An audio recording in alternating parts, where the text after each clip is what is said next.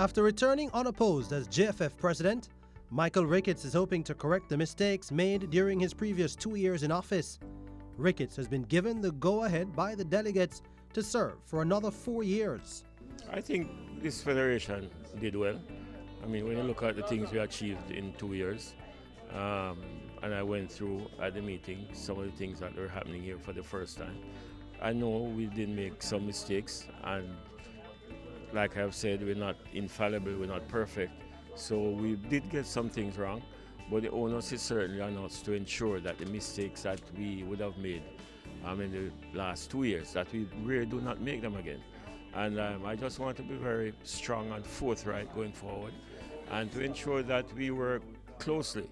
We are going to have issues, and we have internal issues, but what's important is that we must amicably settle these issues. But the truth is that I think we have done well, and if we list our achievements, then Jamaica could very well see that indeed we have not done badly. So going forward now, what are the things that are on the table that you need to do to make the federation better? There are a few things, and first and foremost, and I want to reiterate, that the JFF must find a way to generate income of its own.